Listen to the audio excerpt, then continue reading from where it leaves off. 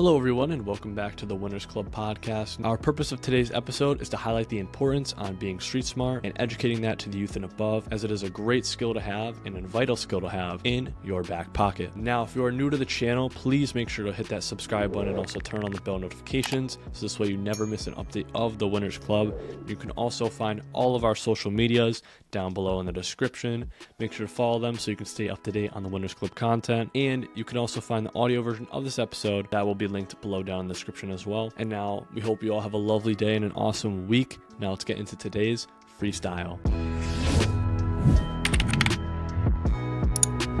Talk about street smart, why it's very important and should honestly be taught in schools, in my opinion. I feel that there's a lot of things in the world that aren't taught in schools that need to be highlighted, and I think street smart, depending on especially what area you've grown up in life, it's kind of, some kids get it, some kids don't. It's usually the kids who are surrounded by that kind of area and understand it and they're taught from a young age.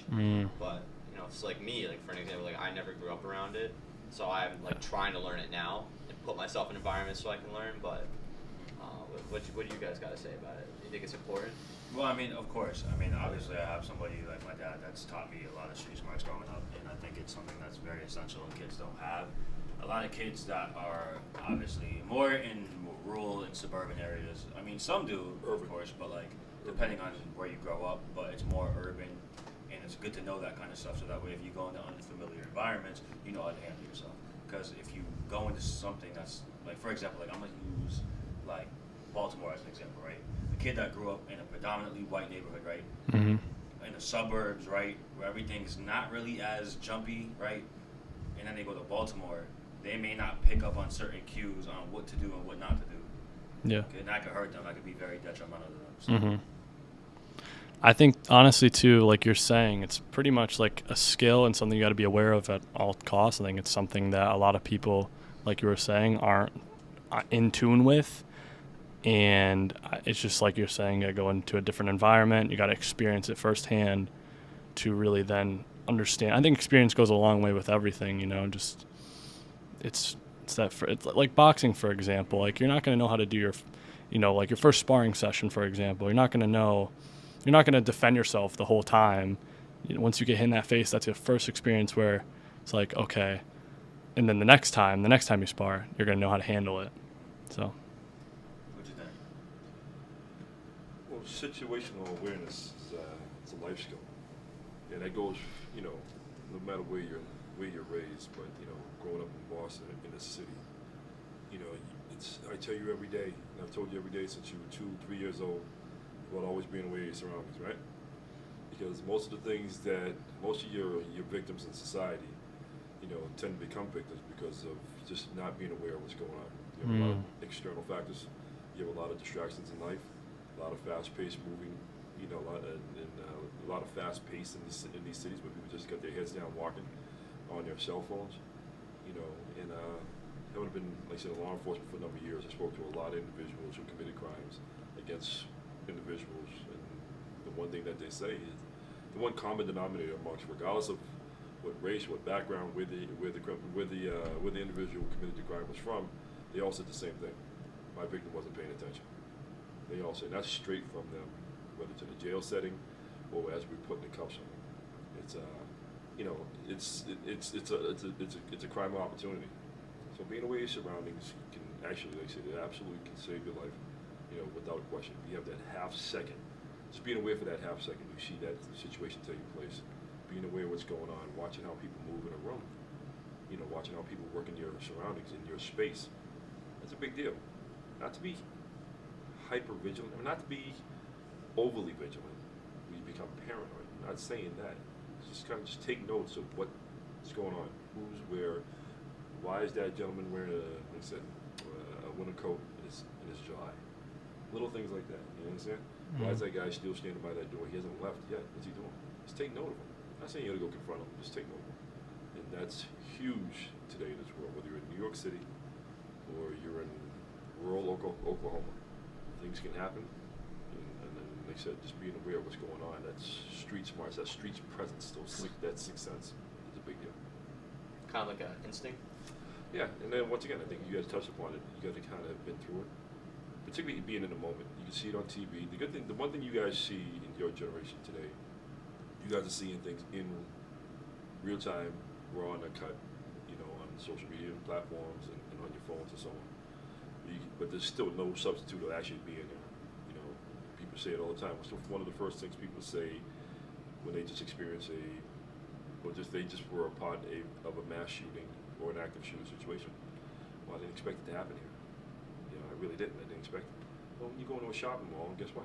And once again, we go back to the criminal mindset. Why they pick these certain locations to commit these crimes? Well, it's a weapon. It's just a crime and opportunity. They want to take out as many victims as possible, the shortest amount of possible. So where do you usually find those? And victims there aren't going to usually push back or can't defend themselves. Schools, shopping malls, hospitals. Hospitals are places, emotional places. Nobody's really paying attention to anybody's from a security standpoint. Think about people's health and, hope this individual pulls through. So hospitals is another soft target. But you guys go to malls all the time, right? You ever think about, you ever think about, wow, if I'm walking down this corridor of the mall, and if there's a shooter coming this way, where do I go? It's unfortunate you got to think that way, but that can absolutely save your life. So situational awareness is huge, and having great instincts. What do you guys think about street smarts being taught in school? Obviously, it's not really a topic that's brought up in school systems, but I feel like it's essential. Do you guys think that it's something that should happen in the future? Well, I feel that. Do you want to go first? Yeah, I was gonna say, I think it's more so a family sort of thing. Like I was always taught to my family always said, stranger danger, like stay away from people you don't know, don't talk to people you don't know. I think a lot of the times too, I see people in schools even now or like you were saying, New York City, those cities, they're wearing headphones out in public, and most of those are noise canceling headphones, and they're not really paying attention. They're just distracted, and you don't know what's going to happen. So always be aware of your surroundings. But I do think it should be family taught. Whether that's a young age, I think it should be, a conversation you should have with your kids for them to always, even defense tactics too. I think learning, boxing, jujitsu, any sort of defense tactic, just so you have it at your chip, you want to control your defense. You don't want to over it. Real quick, I completely agree with what you're saying, and, family stuff. I think in school though, like the safety aspect and your awareness aspect should be taught in school. I do give a lot of props to the DARE program for teaching us that at a kind of a young age. Like, it was more about drugs, but they still taught us, not to talk to strangers, kind of be aware of your surroundings. But I feel like it should be enforced, because remember, that stopped in middle school. Yeah. After that, it was kind of like, okay, you're on your own, you got to figure it out. And most families don't actually do that. Well, remember what DARE used to be like a requirement. Like we had exactly. it was like an ACE period in middle school where it was there. It was a class time. Like make it a genuine class where you're like. I think it was its own class at one point. It might have been. I think. Mm-hmm. Honestly, I can't remember, but I know like there were scheduled blocks of having that during last period of the day or something. But I think that's. I don't know if they still do. I'm assuming they do. But regardless, I think it should be. Extended all the way up until high school, because you would think that after a certain age people develop common sense, but they don't. We all know people that are same age as us, and they still don't have common sense. It's kind of just like, so I really think that's big. No, I agree. I think that there should be some kind of discipline taught in school. I know it's kind of crazy, but in China, everybody in China as kids know either jiu-jitsu, taekwondo, ways of defending themselves, but then they discipline it.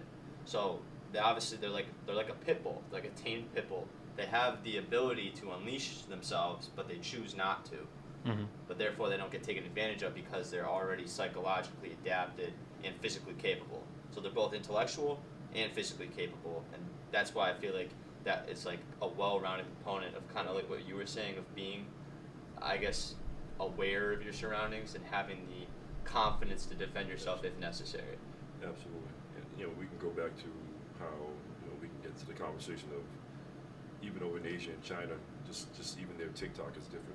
A lot of their TikTok material, a lot of the information that's disseminated on TikTok is actually young individuals, young kids you know, utilizing and training in martial arts, being proficient in martial arts. You don't see a lot of the stuff that we see over here, and the algorithms that are over here in the States and the UK or Europe.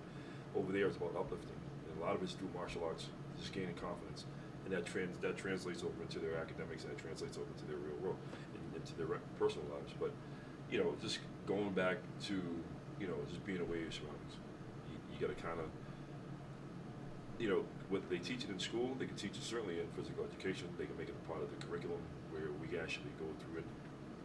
You know, particularly as you get older in high school, you know, you go through date rape, or potential, you know, defending yourself against date rape. Different curriculums, different titles for every physical education class. You know, and yeah, should it be something to discuss in the house? Absolutely. Like I said, we've discussed it for how long? That's like since he was 2 or 3 years old. You know, always be aware of your surroundings. I say it ad nauseum, right?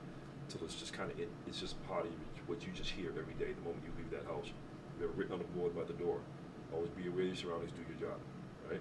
We've always done that, and it's just a part of what you should just kind of adapt. Okay, my dad taught me how to survive in the streets. Whether like I said, we got family in Boston, all over the country. I got friends in all over the country, DC, Atlanta, Chicago. I get friends and family in Chicago. Chicago is just, you know, you got to know how to move in Chicago. It's about knowing how to move, and just being aware of what's going on. You don't have to walk up, you certainly don't have to present yourself with your chest out, looking for challenges and all comers, you know. Yeah. But you can certainly, like I said, always be aware of, like I said, that something that, I mean, they teach you at a very young age, right? You know, one of these things that don't belong here. You know, you're not profiling anybody, because profiling is kind of a negative term, and you know, you're not trying to profile, but you just want to take note. Because once again, the majority, you know, you can go back and do studies, there's FBI studies, there's data, there's a lot of thing out there, there's a lot of material out there, and a lot of these individuals who are incarcerated, who've actually killed people, unfortunately, they all said the same thing. Once again, my victim was not paying attention. It was easy. It was an opportunity. There were people that, then they'll say, well, why did you kill that person, or why did you assault that person as opposed to this person? Well, that person looked me in the eye. That's all it takes. Just making that eye contact for a second could save your life. Once again, not looking for a problem, but just kind of glance. A glance can actually save your life. But you know, just something like that. You know, it's important. You know, and it should be discussed in a lot of folks' people's homes. You know, I know, like I said, you're my only son, so we made it a point. I was my dad's only son. He made it a point that I had to learn how to survive and move in the street. Which streets to go into, which individuals to deal with. You know, I had plenty of friends of mine who were, to this day, I'm 53. I still get friends that are still a part of that street life at 53, in and out of jail. You know, did you know, state bids, fed bids. You know, I love them as friends, but we can only have our conversations. We can only go so far. You know, and but I still love them. But they embrace the street life. God bless them. But it comes with a heavy penalty. Now, we hope you enjoyed listening or watching today's episode. Again, feel free to like the video and leave a comment down below with any suggestions, as we always read the comments and any feedback we receive. And also, again, make sure to follow all of our socials to stay up to date. Those will be linked below down in the description. And now we thank you for tuning in, and we hope you all have a lovely day and an awesome week. And until next time.